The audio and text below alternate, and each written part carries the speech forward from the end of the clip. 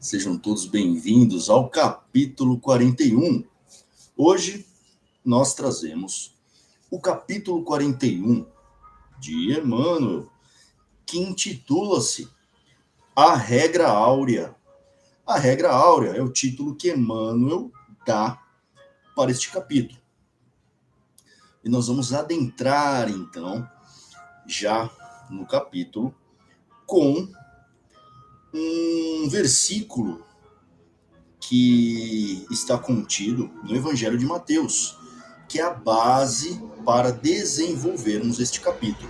Então, Emmanuel nos traz Mateus, capítulo 22, versículo 39, que diz assim: amarás o teu próximo como a ti mesmo. Palavras de Jesus. Veja, Emmanuel traz a regra áurea, ou a regra de ouro, né? Áureo, né, uma palavra oriunda do latim, que quer dizer dourado, revestido de ouro, brilhante, reluzente, né? E uma regra áurea, uma regra de ouro. Porém, é muito curioso que Emmanuel traga como regra áurea, né? Amarás o teu próximo como a ti mesmo. Nós vamos ver por que ele traz isso. E por que é curioso? Porque, de acordo com a moral cristã, a máxima moral, né, ou a regra áurea que há em outras religiões, similarmente, referindo-se ao sentido do que traz aqui o nome regra áurea, e nós vamos ver adiante o porquê, em outras religiões, em outras esferas religiosas, também trazem esta regra áurea com outras palavras. Né? É muito interessante isso. Então, Emmanuel ele traz, amarás o teu próximo como a ti mesmo. Nós veremos, então, o motivo disso, tentaremos entender por que ele traz isso, sendo que a regra áurea da moral cristã ela está em Mateus capítulo 7, versículo 12, que diz o seguinte: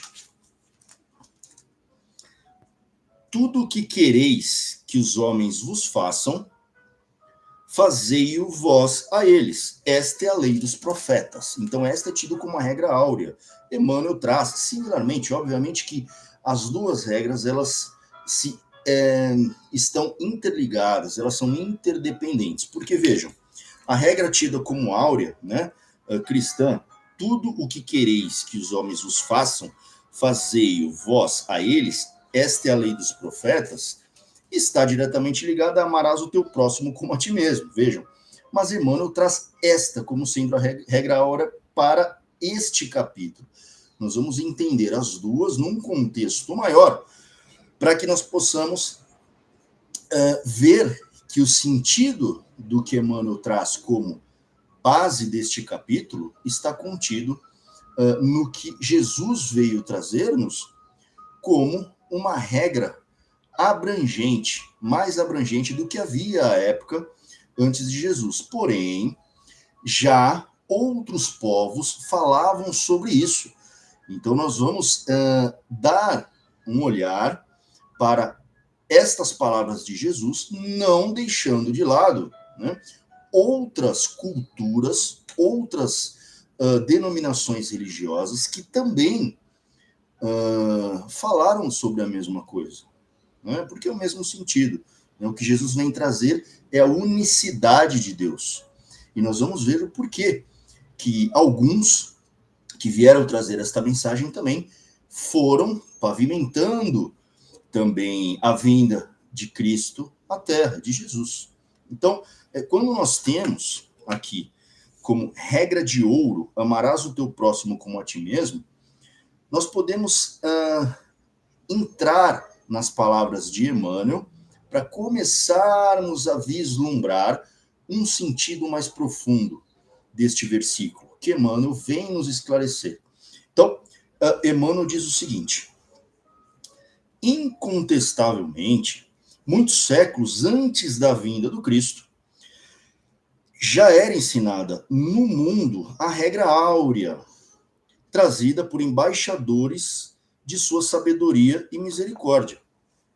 Importa esclarecer, todavia, que semelhante princípio era transmitido com maior ou menor exemplificação de seus expositores. Então, vários mestres, digamos assim, que vieram trazer o mesmo ensinamento que Jesus ele trouxe para nós, eles tiveram mais ou menos afinidade com o que eles estavam proferindo, né? Então, obviamente, decorrente às suas próprias imperfeições humanas. E quando vem Cristo, Jesus encarnado, ele é tido como um homem integral. Então, ele vem trazer uma outra abordagem no sentido de que não só nas palavras e nos preceitos aludidos deveríamos observar isso, mas que nós podemos alcançar isto como ele alcançou em vida, porque já era Cristo, e vem nos dar este exemplo. Por isso ele é o caminho que nós devemos seguir. Mas Emmanuel, ele segue dizendo o seguinte, trazida por embaixadores da misericórdia, da sabedoria e misericórdia. Importa esclarecer, todavia, que semelhante princípio era transmitido com maior e menor exemplificação de seus expositores. Diziam os gregos, não façais ao próximo o que não desejais receber dele. Afirmavam os persas, fazei como quereis que se vos faça. Declaravam os chineses, o que não desejais para vós, não façais a outrem. Recomendavam os egípcios, deixai passar aquele que fez aos outros o que desejava para si. Doutrinavam os hebreus, o que não quiserdes para vós, não desejeis para o próximo. Insistiam os romanos. A lei gravada nos corações humanos é amar os membros da sociedade como a si mesmo. Vejam. Então, nós trazendo aqui, Emmanuel ele traz outras culturas, né? Além daquela que Jesus ele nasceu, e dizendo para nós que há muitos que vieram nos trazer a mesma mensagem. A mesma mensagem. Então, por que regra áurea? Ela é uma regra áurea porque muitas outras culturas, né, e aqui estendendo um pouco mais do que Emmanuel trouxe, né, indo ao encontro do que Emmanuel trouxe, nós pegamos, por exemplo, eu trouxe mais algumas outras culturas, né, como o zoroastrismo, que ele diz o seguinte: um caráter só é bom quando não faz aos outros aquilo que não é bom para ele mesmo. Ou seja, isso foi 600 anos ali antes de Cristo, né, concebido. O budismo, não atormentes o próximo com aquilo que te aflige. Confucionismo, não façais aos outros aquilo que não quereis que vos façam. Hinduísmo, essa é a suma do dever. Não faças aos demais aquilo que se a ti for feito te causará dor. E aí vai, judaísmo. O que é odioso para ti, não faças ao próximo. Esta é a lei toda, o resto é comentário. Isso está no Talmud, né? Um grande rabino aí, um grande precursor, por exemplo, do Talmud, nós temos ali Hillel, que foi avô de Gamaliel, mestre de Paulo. Então vejam que tudo está em consonância, né?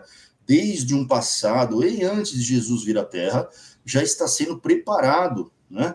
As sociedades já estão sendo preparadas para a vinda da Boa Nova, né? Como se nós fôssemos tendo um entendimento maior na medida que as religiões, as culturas vão avançando, e alguns vêm e nos trazem essas mensagens, né?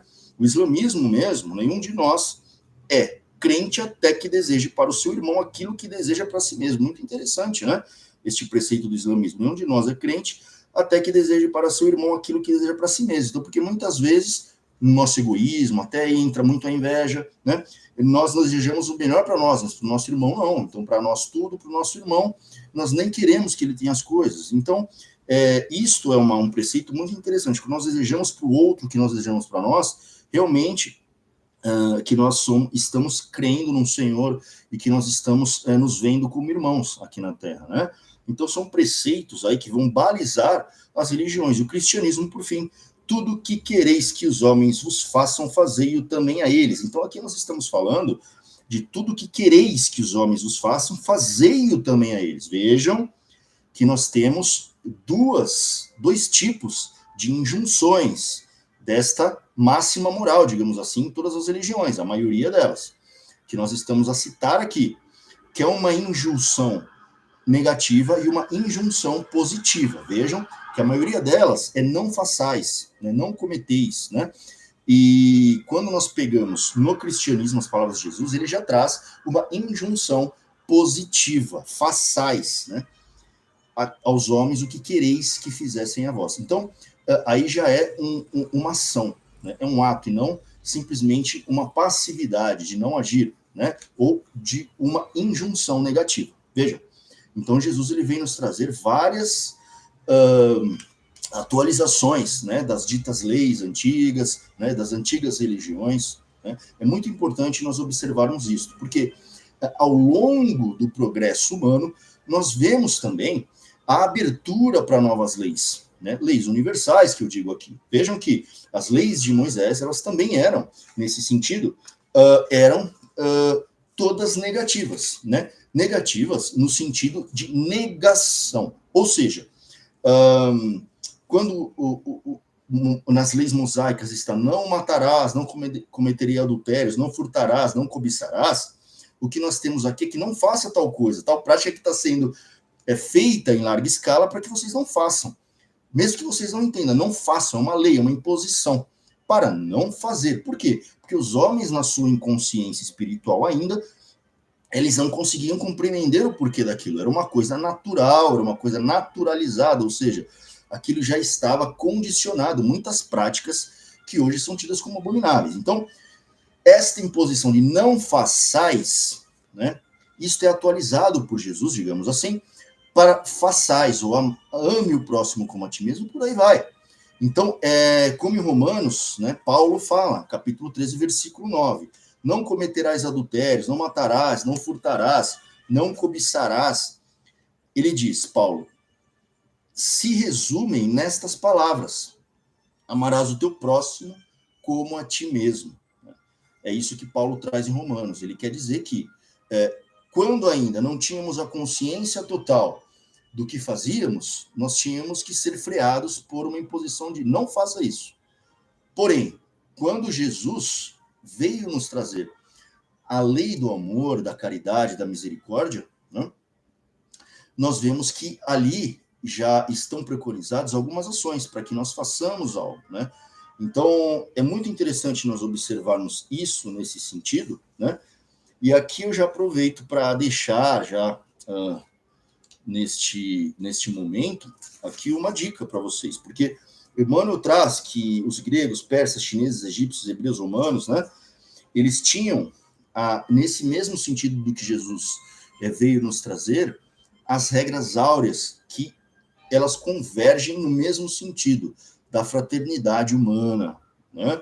Eu trouxe aqui para vocês mais algumas, mas no livro A Caminho da Luz, né, de Emmanuel, autoria também do benfeitor Emmanuel, nós temos aqui no capítulo 9 do livro A Caminho da Luz, para quem tiver interesse, né, nós temos aqui as grandes religiões do passado neste capítulo, tá? Este capítulo, ele é composto aqui, ele dá são 4 páginas, tá? 8 páginas, onde aqui são catalogados algumas das primeiras organizações religiosas, né? Fala das raças adâmicas, gênese das crenças religiosas, unidade substancial das religiões, as revelações gradativas, preparação para o cristianismo, Cristo inconfundível, ou seja, o que veio a pavimentar a vinda do Cristo, né? E nessa seara, né, obviamente, que estão todos os filósofos também, né? E todos aqueles que vieram organizar um sentimento, ou um sentido também, né, até mesmo filosófico, para algumas máximas que Jesus vem trazer, como se fosse preparar as mentes e os corações, né? Então, aqui já, como foi falado também por Emmanuel, né, sobre os persas, chineses, gregos, logo depois do capítulo 9, nós temos aqui, vou ler só um trechinho que inicia o capítulo 10, que é Grécia e a missão de Sócrates, que ele é dito até mesmo como nos prolegômenos do Evangelho segundo o Espiritismo, é tido como precursor também das máximas de Jesus, tá certo? Por quê? Porque se nós observarmos, por que Sócrates foi condenado à morte? Né? Sócrates foi condenado à morte por preconizar a unidade de Deus, a imortalidade da alma e a vida futura. Né? Esses três preceitos, né? A unidade de Deus, a imortalidade da alma e a vida futura. Né? E isso está relatado por Platão no diálogo Fédon. Né? Se vocês observarem esse diálogo, ele nada mais quer dizer do que a imortalidade da alma, é onde Sócrates está ali, antes da sua morte, antes de tomar o veneno, por ocasião a sua condenação à morte, por exatamente falar sobre a imortalidade da alma, a vida futura e a unidade de Deus, onde tinham vários deuses pagãos à época, enfim, e de corromper, né, e subverter as crenças dos jovens, né, e abrir realmente a cabeça, a mente das pessoas na Grécia daquela época para algo maior do que somente estava vigente ali nos paradigmas da época. Então, quando Sócrates começou a incomodar, ele foi, sim, condenado à morte à época, né? Guardado as devidas proporções como Jesus. Então, por apregoar algumas verdades eternas, tá certo? Então, o que Emmanuel, né, também autor deste livro, A Caminho da Luz, ele diz sobre isso. Nas vésperas da maioridade terrestre. Por quê? Nas vésperas, antes, quando vai a preparação da nossa maioridade. Quando eu falo de maioridade terrestre, Emmanuel se refere ao tempo ou de um percurso aí para uma maioridade no sentido espiritual, tá certo? Então, num aspecto de tempo mais alargado, não como nós comumente tendemos a pequenar o tempo dentro do nosso tempo de vida, né, de 80, 90, até que seja 100 anos. Ele fala de uma maioridade terrestre, né, da humanidade. Então ele vem dizendo o seguinte: examinando a maioridade espiritual das criaturas humanas, enviou-lhes o Cristo antes da sua vinda ao mundo numerosa coorte de espíritos sábios e benevolentes, aptos a consolidar de modo definitivo essa maturação do pensamento terrestre. Vejam que aos poucos os paradigmas vão caindo por terra e vão sendo alargados o entendimento do que sejam as leis universais. E isso denota tempo, isso demanda tempo. Né? As populações, as civilizações, ali na sua infância, nós vemos como eram as culturas, os rituais que eram feitos, né? Como que a sociedade, as sociedades antigas, elas se organizavam e como nós nos organizamos hoje, né? Então, o que estaria no porvir, né? Deixa essa reflexão. Mas ele segue dizendo o seguinte: as cidades populosas do globo enchem-se, então, de homens cultos e generosos, de filósofos e de artistas, que renovam para melhor todas as tendências da humanidade. Renovam para melhor todas as tendências da humanidade. O que ele está dizendo é que o homem ele está em construção. De tempos em tempos, nós vamos dando salto. E estes saltos, eles são também patrocinados por essas mentes que vêm, que encarnam na Terra e nos possibilitam um pensamento mais alargado sobre o que seja a vida humana, sobre o que seja a nossa evolução ou o nosso progresso moral, quiçá espiritual. Vejam, grandes mestres do cérebro e do coração formam escolas numerosas na Grécia, que assumia a direção intelectual do orbe inteiro, ou seja, ali da Grécia foi o berço da filosofia clássica, né?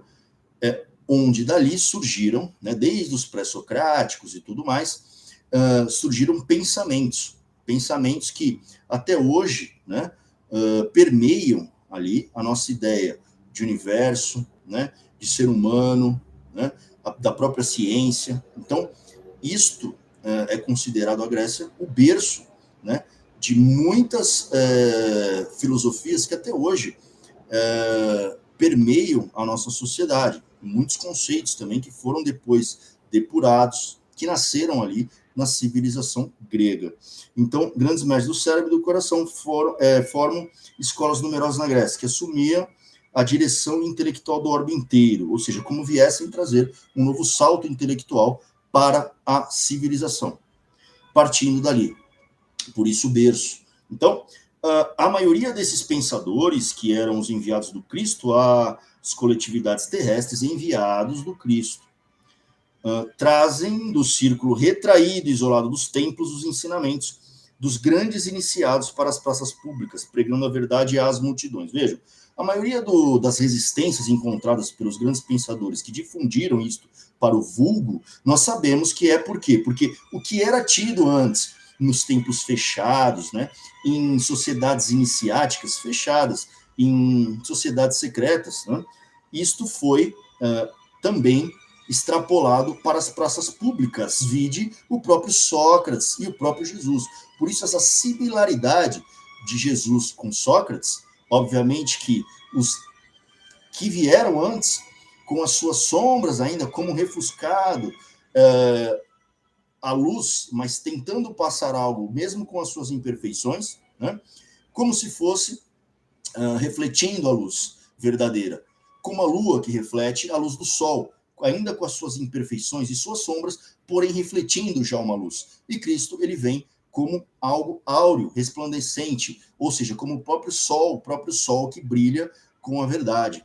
E desta forma ilumina-nos a todos, porque ali o homem é integral com sua perfeição. Então, por isso o modelo e guia da humanidade. Então, os precursores, e nós estamos dizendo que vieram preparando-nos para uma mais alargada concepção do que seja o amor, a solidariedade, a misericórdia. E ainda estamos neste processo, né? Obviamente.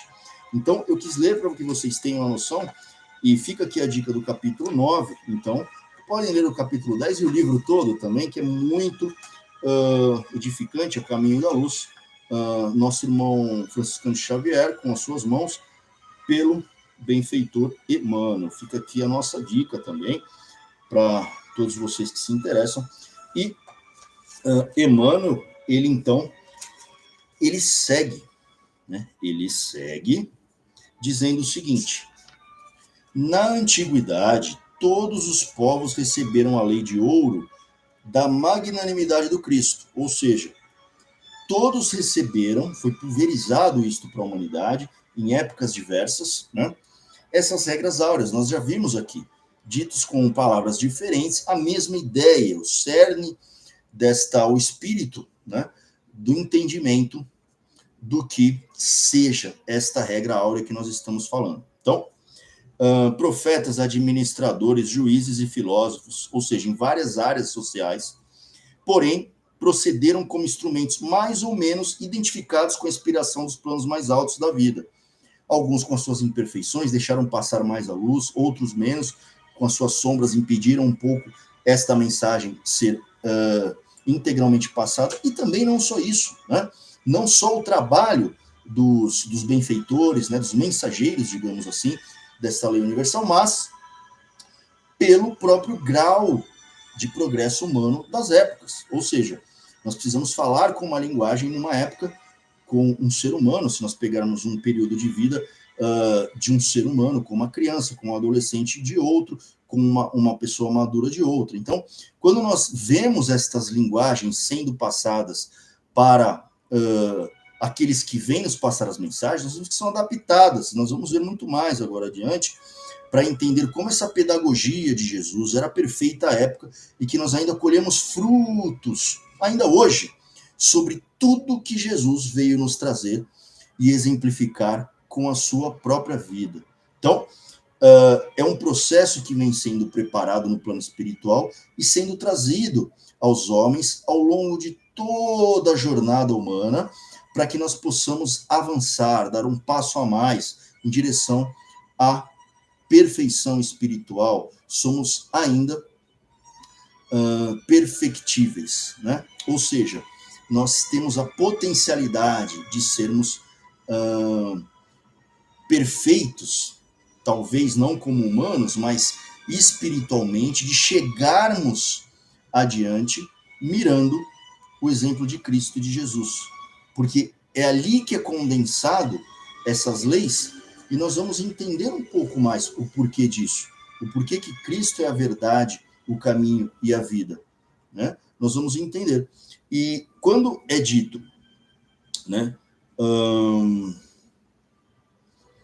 Emmanuel fala, suas figuras apagaram-se no recinto dos templos iniciáticos ou confundiram-se na tela do tempo em vista de seus testemunhos fragmentários. Ou seja, muitas vezes, né, a mensagem que é para ser trazida, ela não tem a sua conclusão, ou ela é como se fosse uma mensagem ainda um pouco embaçada. Por quê?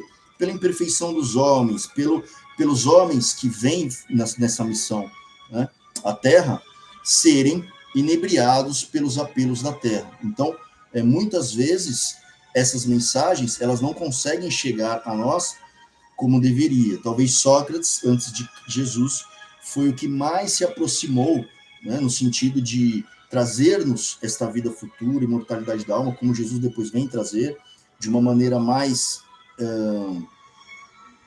abrangente, ou que perdura mais e que consegue alcançar mais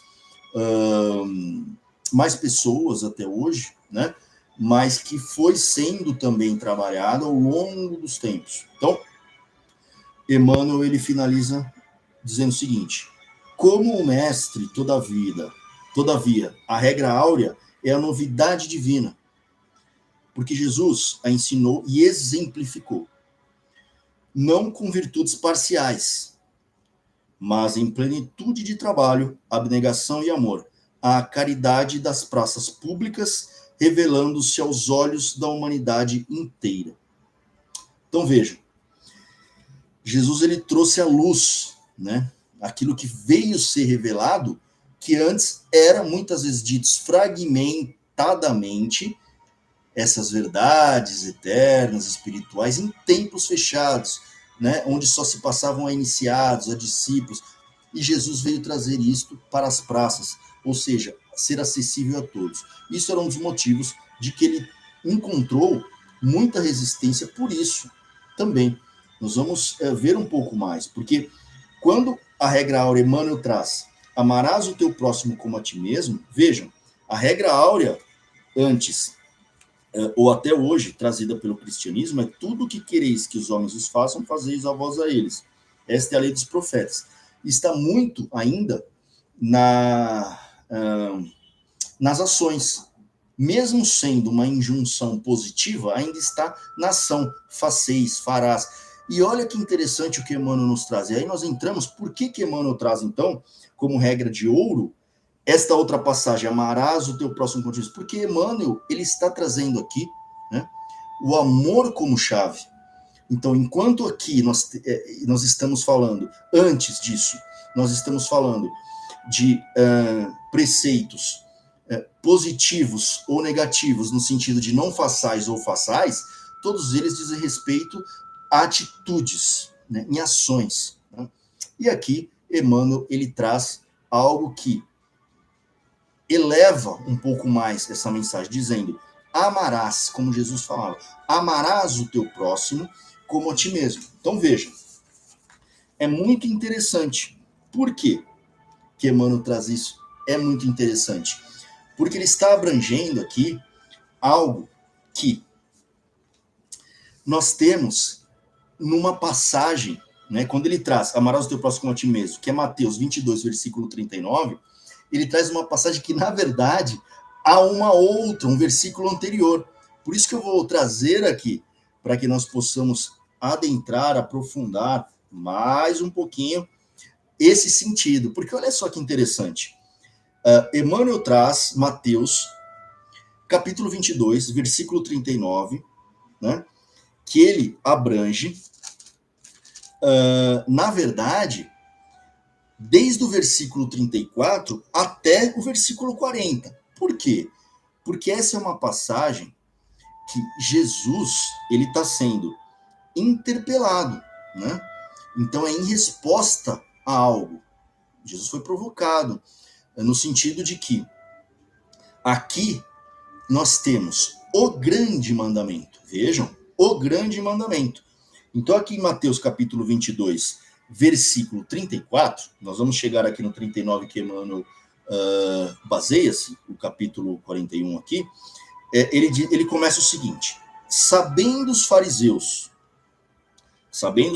que Jesus reduzira ao silêncio os saduceus, reuniram-se e um deles, doutor da lei, faz-lhe esta pergunta para pô-lo à prova: mestre, qual é o maior mandamento da lei? Vejam que pergunta capciosa. Qual é o cenário que nós temos? Jesus já havia calado os saduceus, ou seja, Jesus era sempre interpelado pelos doutores da lei mosaica, tá certo? A lei antiga de Moisés. Então ele era sempre confrontado. Por quê? Porque ele fazia prodígios, isso estava incomodando muito. Quem é este Galileu? Então, eles já incomodados com aquilo, eles queriam de alguma forma que Jesus se contradissesse. Para quê? Para mais rapidamente tirá-lo da cena. Porque se ele fosse contra as leis, ele seria rapidamente condenado. Ele o foi. E isto é absolutamente contestado porque não foram seguidos ritos naturais. Mas isso é uma outra questão. Nós vamos entrar aqui, né, no direito da época, nas leis e no processo que era feito à época. Não vamos entrar nisso, né, na parte processual. O que nós vamos abordar aqui é que Jesus, por muitas vezes, pelos tidos estudiosos da lei, né, era interpelado. Né, e Jesus sempre se saía como, obviamente, nós sabemos, magistralmente. Quando fala calou, é porque ele dava respostas onde não havia como refutá-lo. Nesta ocasião, ele faz isto novamente. Nós vamos observar a grandiosidade do que Jesus faz aqui. Por quê? Os fariseus, né, perguntaram então, mestre, qual é o maior mandamento da lei? Da lei judaica, da lei de Moisés. Vejam, respondeu Jesus: amarás o Senhor teu Deus de todo o teu coração, de toda a tua alma e de todo o teu espírito. Jesus respondeu citando Deuteronômio, capítulo 6, versículo 5. Ele estava falando, sendo interpelado por doutores da lei. Então ele usou as leis de Moisés, porque aqui são ditos de Moisés, palavras de Moisés. Então ele diz: amarás o Senhor teu Deus de todo o teu coração, de toda a tua alma e de todo o teu espírito. Então Jesus cita a lei para quando ele foi interpelado sobre a lei. Até aí, segue o diálogo. Este é o maior e o primeiro mandamento. E o segundo, semelhante a este, é: amarás teu próximo como a ti mesmo. Aí ele cita Levítico, capítulo 19, versículo 18. Nestes dois mandamentos se resumem toda a lei dos profetas. Levítico é um código de santidade, né? Em Levítico 19, capítulo 2, é dito: sede santos porque eu, o Senhor, vosso Deus, sou santo. Ou seja, para que nós nos elevemos, né, à santidade de Deus. Esse seria um caminho. Tá certo? Então, o que nós encontramos aqui? Né? O que nós encontramos aqui? Nós encontramos Jesus sendo interpelado pelos fariseus, e aí nós precisamos entender quem eram os fariseus, né? Então eles eram judeus devotos da Torá, certo? E os fariseus, eles eram rigorosíssimos, né? No que dizia respeito às regras, ritos, costumes, né? As tradições, muito mais até do que as palavras dos profetas. Então, muitas vezes, eles eram tão rígidos que mesmo se aquilo né, as tradições, os ritos, né, os seus costumes, impedissem de fazer o bem, eles fariam em nome da lei que eles apregoavam. Né? Então, para a gente ter uma ideia, né, havia 613 preceitos onde deveriam ser sabidos de cor e praticados, né, para que nós possamos ter uma noção, tá? E a Torá nada mais é do que os primeiros 5 livros da Bíblia, né? Gênesis, Êxodo, Levítico, Números e Deuteronômios, tá? Então, o que ocorre aqui, né? Que Jesus, né, quando ele é interpelado, ao colocar esses 2 mandamentos, né, como eixo de toda a escritura, ou seja, ele fala, baseia-se nesses 2 mandamentos, amará o seu Deus de todo o seu coração e o próximo como a ti mesmo.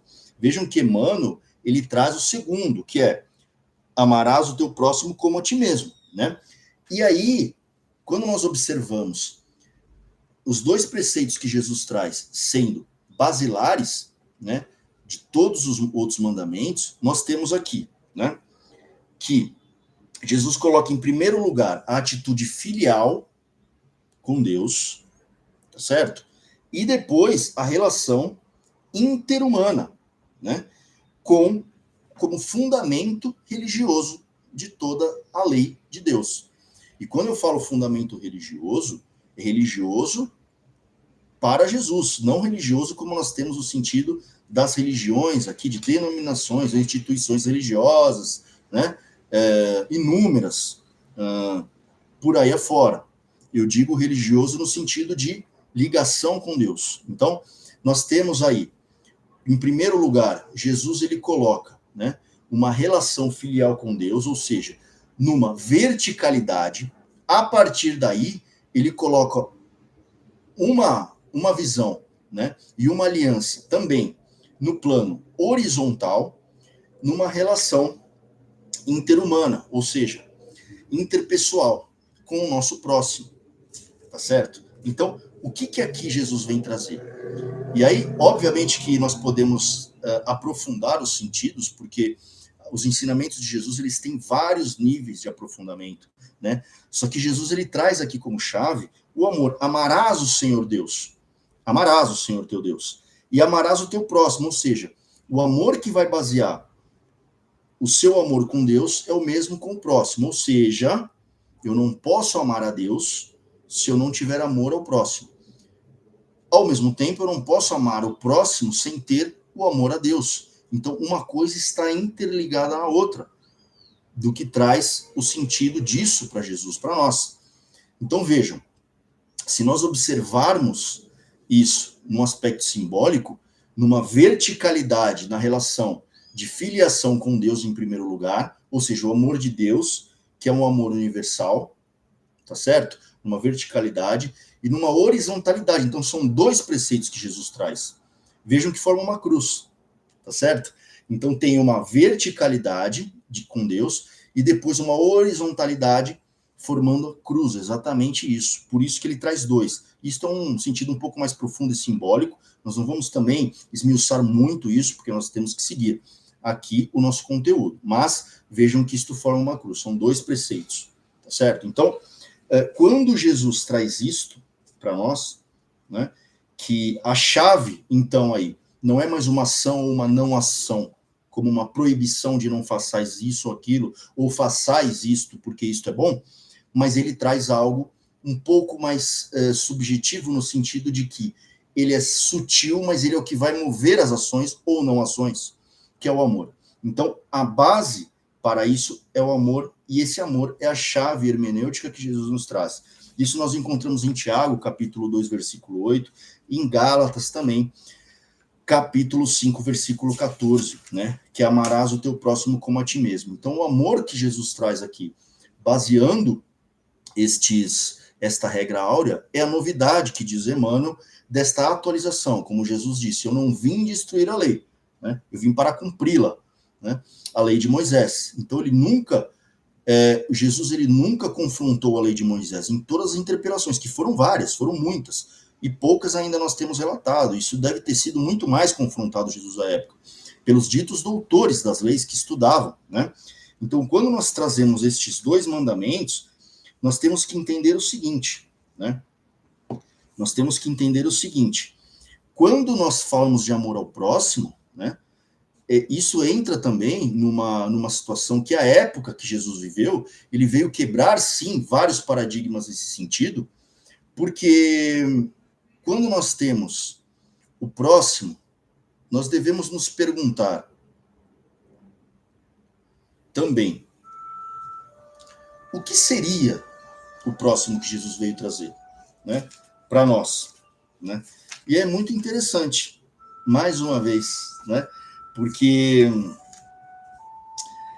vamos analisar, né, o que a gente pode entender de algumas passagens da Bíblia, né, algumas passagens na época de Jesus, como a questão do nosso próximo, né? Porque se nós observarmos o contexto da época, os próprios, né, ditos detentores da lei ou que foram os doutores da lei da época, né, eles tinham ali a lei, né, que era para eles a lei de Deus, né, como uma base, mas que se nós pensarmos, né, será que eles estavam vivenciando de fato aquela lei? E Jesus veio nos trazer esta vivência, exemplificar com a sua vida, né? Então, quando nós temos aqui que o que eram, na verdade, os fariseus, né, e o que eles apregoavam, os doutores da lei na época, nós temos, obviamente, uma, uma passagem que é a parábola do bom samaritano. Então, para nós entendermos que muitas vezes, quando nós falamos de amar a Deus, é muito fácil, né, nós termos a intelectualidade a serviço deste o que seja amar a Deus. Mas aqui Jesus ele não traz um aspecto intelectual, ele tenta, obviamente, através das parábolas, demonstrar através da nossa pequenez de sentimento, do que nós achamos que é amor, né, da nossa parca visão do que seja o amor, para que nós tenhamos um vislumbre do que seja isso. Então ele está tentando nos abrir mais esse sentido. Por quê? Porque se nós observarmos algumas passagens, né, e o que é dito o amor a Deus, seria talvez mais fácil para nós concebermos alguém que, ou Deus, né, que tudo criou e que nos fez e também nos criou, para quem crê nisso, amá-lo, né? Agora, quando tem aqui também, né, no preceito, amar o teu próximo, aí já dificulta um pouco para o nosso entendimento, né? O entendimento do vulgo. Por quê? Porque muito do que nós entendemos como o amor e do próximo, nós entendemos no laço familiar, no laço consanguíneo, né? E aí talvez o universo, Deus, né, ele tenha esse instrumento para que nós possamos ter alguém, laço consanguíneo, uma mãe, um filho, uma mãe, alguns familiares que, pelo laço sanguíneo, nós temos essa possibilidade de amar um pouco mais, né? Então, que não seria esse amor com alguém que não seja da nossa família.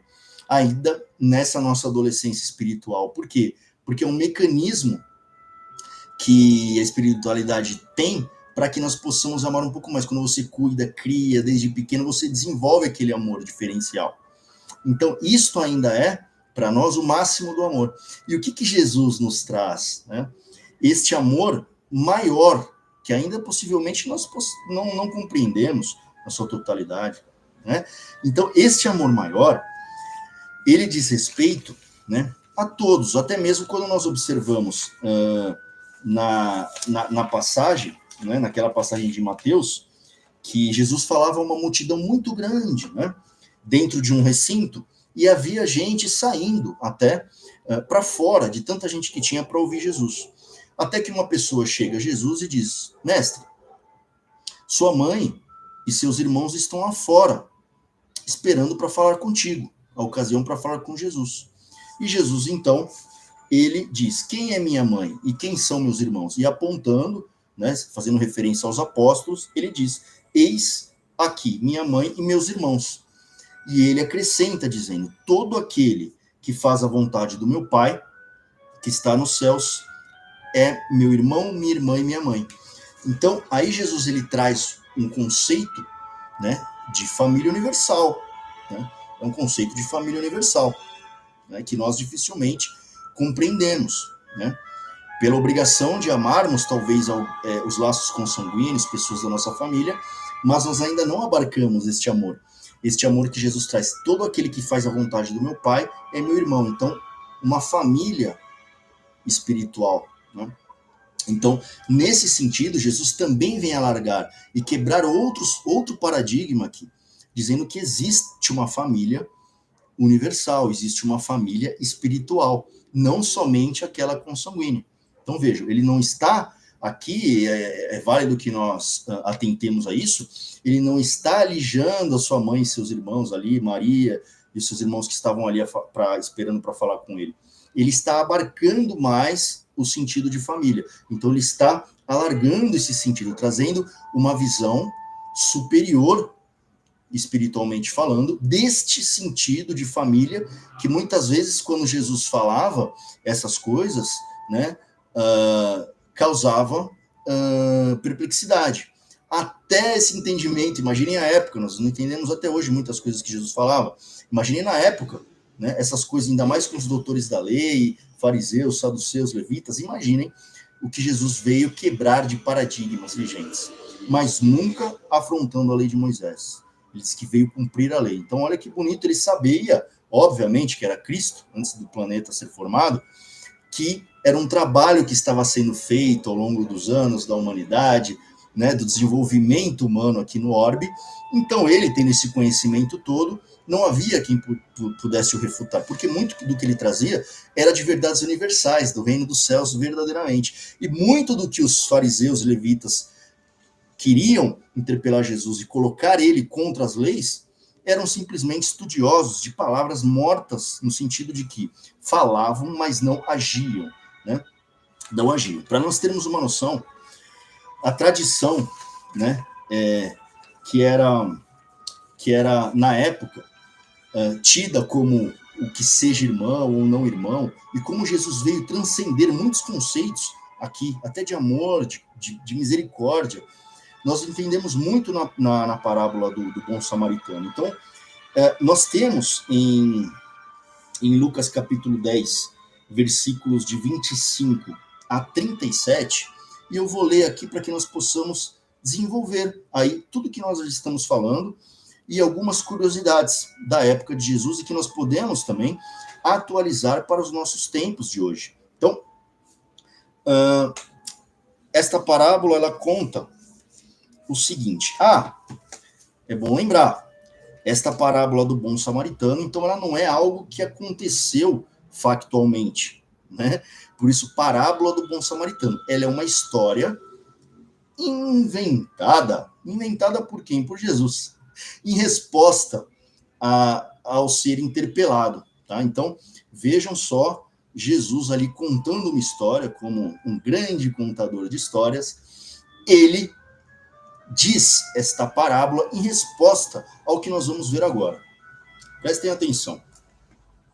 Levantou-se um doutor da lei e, para pô-lo à prova, perguntou: Mestre, que devo fazer para possuir a vida eterna?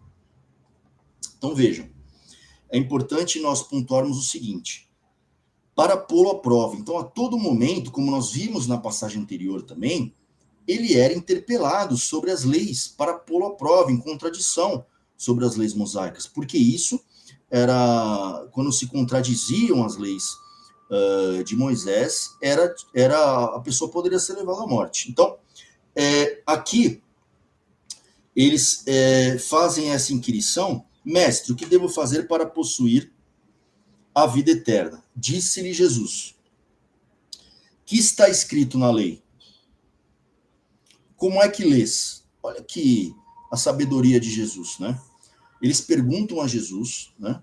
Um doutor da lei, dito doutor da lei, pergunta a Jesus: Mestre, que devo fazer para possuir a vida eterna? Então Jesus devolve a pergunta, né? Que está escrito na lei? Como que lês? Ou seja, você é um entendedor da lei. O que você, né? O que você consegue extrair do que dizem as leis? Você é um estudioso, um entendedor da lei. Diga-me tu. Então ele diz o seguinte, Respondeu ele: amarás o Senhor teu Deus de todo o teu coração, de toda a tua alma, de todas as tuas forças e de todo o teu pensamento, tá? Isso está em Deuteronômio, nós já falamos isso. Capítulo 6, versículo 5. Então ele cita também esta passagem da Antiga Escritura, né?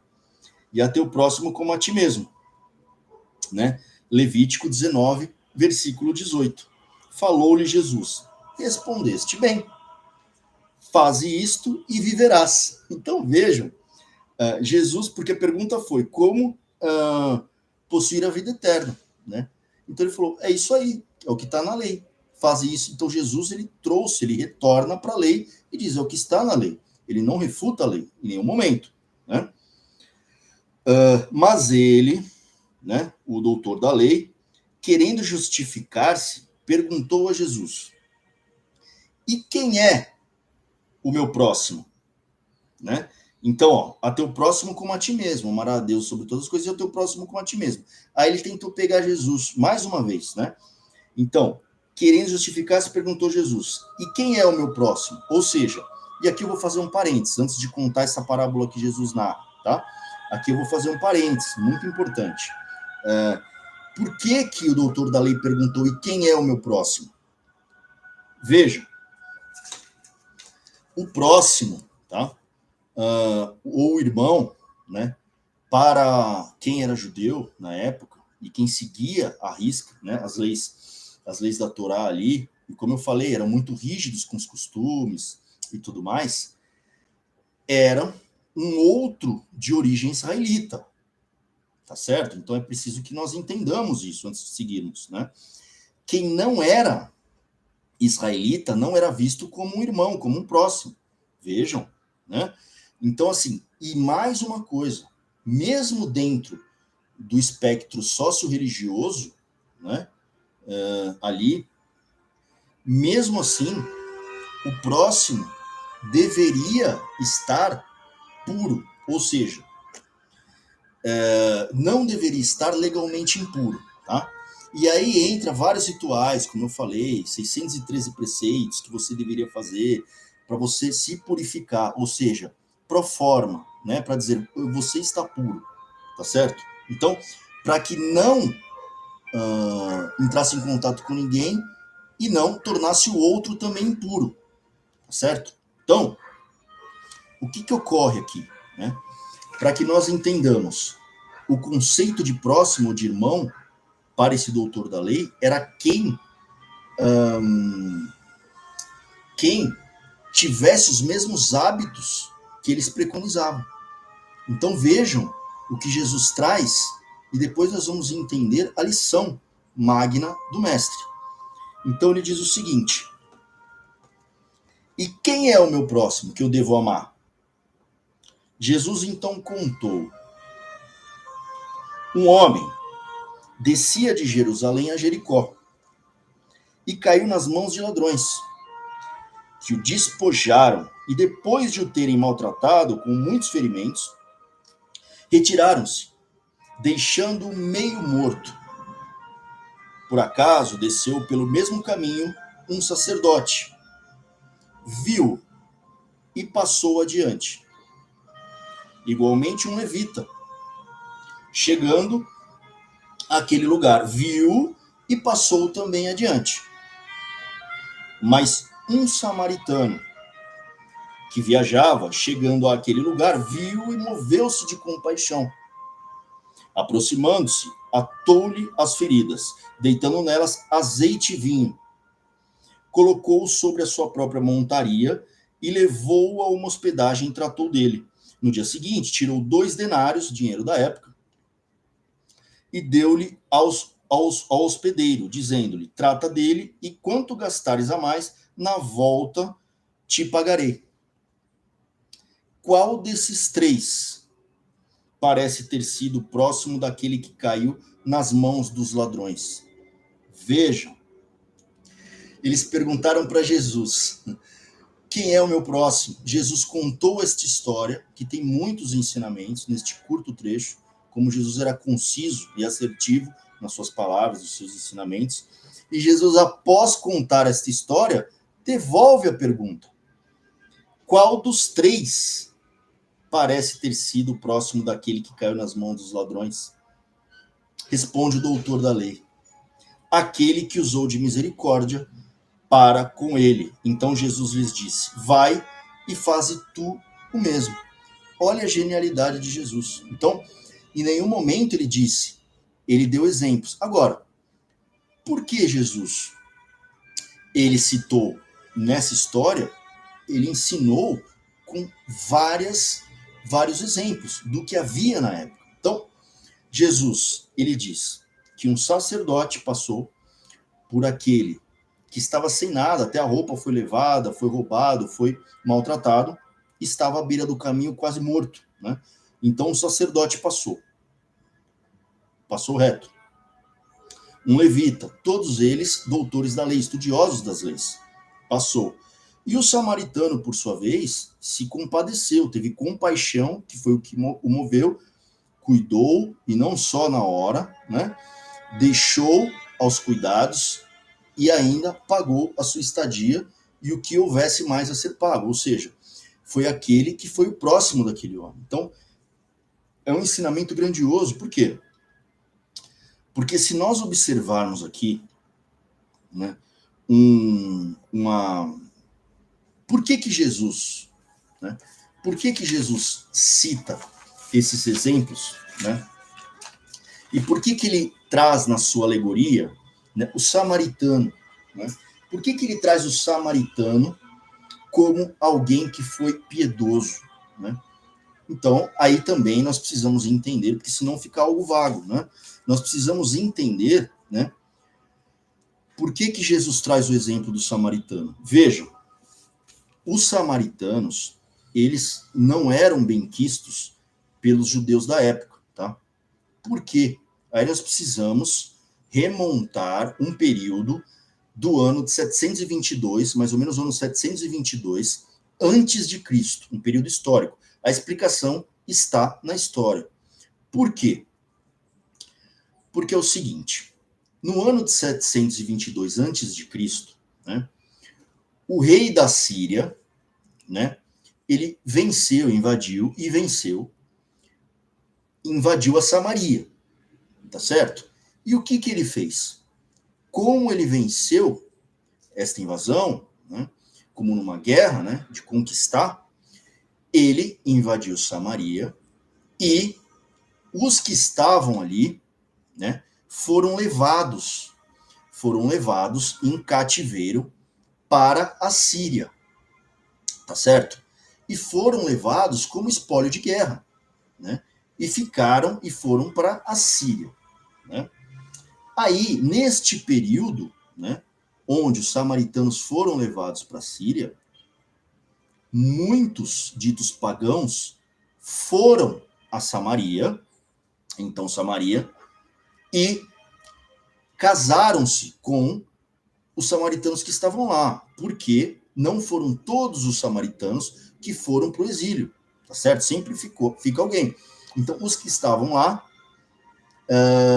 foram se casando, ou seja, se misturando com os pagãos. Por quê? Porque para os judeus, aqueles que não tinham os mesmos preceitos eram pagãos, tá certo? E por conta dessa miscigenação, né, dos israelitas, ocorre que, desde então, os samaritanos, eles eram tidos como não judeus. Vejam isso, né? Então, por isso que os judeus tinham os samaritanos como um povo de segunda classe, porque eles foram se casando com outros que chegavam a Samaria nesta época que eles foram invadidos, e desde então os judeus não os reconheciam como judeus de fato. Vejam, porque foram se misturando com outros, né, que não eram judeus. Então vejam que desde essa época nós tínhamos os samaritanos como alguém de segunda classe, e judeus que eram detentores das leis, né, vamos dizer assim, uma palavra, odiavam os samaritanos. Então, Jesus não é por acaso que traz o samaritano, querendo dizer o seguinte: quem que agiu conforme a lei de Deus, do Senhor, né? os que estavam no templo a orar e sabiam ipsis literis as escrituras antigas, ou aquele que agiu com misericórdia no seu próximo. Então vejam, o samaritano no conto de Jesus, ele foi contra a lei. Então Jesus não falou contra a lei, ele contou uma história onde o personagem samaritano, ele de fato foi contra a lei. Por que contra a lei? Porque vejam, os judeus não podiam se aproximar de ninguém caído ou alguém que na época mesmo estava com algum tipo de doença, porque ele se tornaria impuro. Porque havia muitos processos de limpezas, né? E tinham até sequência de lavagem, de purificação, para a pessoa, de acordo com esses dogmas judeus, para que essa pessoa se torne pura. Então, às vezes, passavam dias com alimentação específica, se limpando, lavando o corpo, com o sentido das partes, enfim. Era um ritual muito demorado. E não poderiam encostar em ninguém impuro, né? Dito impuro. Então, nesse caso, este homem caído era impuro, ele se ficaria impuro. Então, qual dos três Jesus está exemplificando que foi o próximo misericordioso? Foi aquele que estudava mais as regras e seguia à risca, com muito rigor, as regras, que até mesmo as regras impedindo de fazer uma caridade ou bem, ou aquele que, compelido pela compaixão, pelo amor, que é onde Jesus vem trazer os seus ensinamentos e baseá-los, ele foi lá e socorreu aquele ser humano que estava ali, não importando levita, fariseu, samaritano, um outro ser humano que estava ali. Então Jesus vem trazer aqui esta verdade universal. Então, quando Jesus traz isto, né, nesta passagem, que é muito bonita, nós entendemos que mesmo o samaritano no conto de Jesus indo contra uma lei preconizada, na verdade, ele superou a lei. Ele superou a lei. Por que ele superou a lei? Porque ele mostrou amor, compaixão, generosidade, né? Desinteresse, porque ele não sabia quem era aquele, ele não fez algo esperando algo em troca. Ele simplesmente agiu conforme a sua compaixão e, acima de tudo, a sua misericórdia, que são atributos, né, ditos do Senhor. Então, vejam, se aproximando, sede santos como sede o Senhor. Então, ele se aproximam mais de Deus, das leis divinas, do que os que ficavam ali a proferir as escrituras simplesmente como uma letra morta, porque não tinha uma ação, não teve uma ação. Então vejam a grandiosidade desse exemplo, né? A grandiosidade do exemplo que Jesus nos traz, para que nós reflitamos sobre isso. Agora, tem uma outra passagem aqui, uma curiosidade, que é mais um paradigma derrubado por Jesus nessa parábola, que nos traz quão grandioso pode ser a nossa ação no mundo, fora dos templos, né? Não só em círculos fechados. Qual que é esta particularidade no texto? É o seguinte, ele traz aqui um detalhe muito interessante. Ele faz o seguinte nesta passagem. Aproximando-se, o samaritano aproximando-se do homem que estava ali caído, né? Subjugado pelos ladrões, que não tinha nada, estava quase morto de fato. Aproximando-se, atou-lhe as feridas, deitando nelas azeite e vinho. Isso é muito interessante. Por quê? Porque o azeite e o vinho, ele era também manipulado dentro das sinagogas e dos templos pelos doutores da lei. E poucos poderiam ali manipular o azeite e o vinho para fazer também os rituais. O que Jesus mostra com esta passagem, o que ele nos traz também de tão bonito, né? É que aquele homem samaritano, ele utilizou o que era preconizado dentro dos templos de ambientes fechados, né? E só para aqueles que eram consagrados, digamos assim, a algumas práticas, ele fez isso no meio da rua para uma pessoa que ele não conhecia, deitou azeite e vinho e atou-lhes as feridas. Ou seja, que o templo de Deus é em qualquer lugar, né? O vento de Deus, né, sopra onde quer. Então, o que ele quer dizer com isso? Universalizar as coisas que eram feitas em templos fechados, em locais e círculos ditos como iniciáticos, como secretos. E Jesus ele vem quebrar mais este muro, né? Ele vem aproximar mais os humanos, né? Quem é o seu próximo, aproximar mais os irmãos espirituais, não sabe se era um parente, podia ser até um parente, né? Que se fosse um rigorosíssimo ali atento à lei, ele nem socorreria nem se fosse um parente, porque ele ficaria impuro tocando numa pessoa caída, que ele não sabe se estaria doente e tudo mais. Então Jesus ele quebrou vários paradigmas, veio realmente como um revolucionário em várias questões, e até hoje o é, porque ele traz esses conceitos abrangentes a todos nós. Né? Então não é Cristo, Jesus, que veio implementar o cristianismo, porque Jesus não escreveu nada também. Tudo que nós temos são relatos da sua vida, do evangelho redivivo que Jesus trouxe. Então, como é bonito essa passagem, e com vários ensinamentos nós temos, né? Da misericórdia, da ajuda ao próximo, não importando quem seja, né? Não olhar a quem é um ser humano que estava ali. Então, antes de olhar tantas leis e evitar, e eu ter uma não ação ali, pelo contrário, a compaixão nos move para aquilo que nós devemos fazer, e se nós sim estivermos alinhados e com o amor, nós estaremos alinhados sim às leis do Senhor, às leis de Deus. Então, muito mais abrangente do que somente pregoar uma lei que nos impeça, né, de repente, de podermos ocasionalmente fazer o bem a outrem, né, sem observar bandeiras, credos, cor, religião, enfim, tudo isso que vão nos trazendo barreiras, né, ao longo do tempo, e que vão nos impedindo, nos colocando em uma situação muito cômoda de não ação. Né? Jesus ele traz a ação do amor, pelo amor. Então, é muito interessante que nós possamos adentrar desta forma essas passagens, os dizeres de Jesus, também trazendo alguns contextos históricos para que nós possamos extrair um pouco mais dos ensinamentos de Jesus, porque na época isso já era feito e causando grande rebuliço na época, né?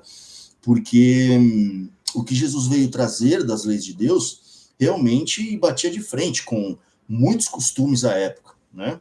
Obviamente que ele foi levado à morte, né? E também nos mostra aí a transcendência, né? Da alma, do espírito, né? E a própria ressurreição, né? E do espírito. Então, aí também já fica uma conversa para um próximo momento. Né? Então, nós encerramos desta forma este capítulo 41 e nós temos um encontro marcado, então, no capítulo 42, no próximo capítulo.